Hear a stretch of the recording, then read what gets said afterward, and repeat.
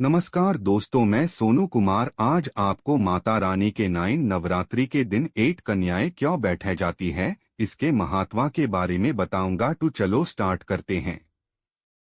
नवरात्रि ये सिर्फ एक त्योहार नहीं बल्कि शक्ति, भक्ति और आस्था का संगम है। 9 दिनों तक हम माता रानी के अलग अलग रूपों की पूजा करते हैं। लेकिन क्या आप जानते हैं, इन 9 दिनों के अंत में एक खास पूजा की जाती है जिसे कहते हैं कन्या पूजन। कन्या पूजन क्या है? Voice over. कन्या पूजन में 9 छोटी छोटी कन्याओं को घर बुलाकर उनकी पूजा की जाती है। इन कन्याओं को माता दुर्गा के 9 रूपों का प्रतीक माना जाता है। हर कन्या में माता का वास होता है और उनकी सेवा करना माता की सेवा के समान माना जाता है। कब और क्यों किया जाता है?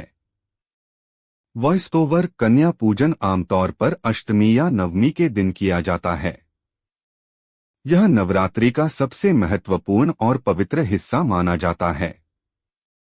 ऐसा कहा जाता है कि बिना कन्या पूजन के नवरात्रि की पूजा अधूरी मानी जाती है। कितनी कन्याएं होती हैं?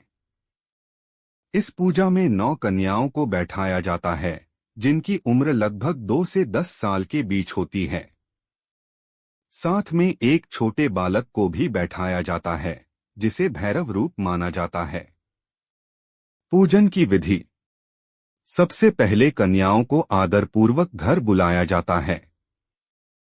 फिर उनके पैर धोए जाते हैं और माथे पर तिलक लगाया जाता है। इसके बाद उन्हें प्रेम से भोजन कराया जाता है जिसमें होता है पूरी, काला चना और हलवा। भोजन के बाद उन्हें उपहार, दक्षिणा और चुनरी दी जाती है। कन्या पूजन का महत्व। कन्या पूजन हमें यह सिखाता है कि हर नारी में देवी का स्वरूप होता है। यह पूजा सिर्फ एक परंपरा नहीं बल्कि सम्मान, सेवा और प्रेम का प्रतीक है। जब हम कन्याओं का आदर करते हैं तो हम वास्तव में माता रानी को प्रसन्न करते हैं। आज के समय में जहां नारी का सम्मान बहुत जरूरी है, कन्या पूजन हमें एक महत्वपूर्ण संदेश देता है। नारी का सम्मान ही सच्ची पूजा है। Voice over. तो इस नवरात्रि कन्या पूजन जरूर करें और माता रानी का आशीर्वाद प्राप्त करें।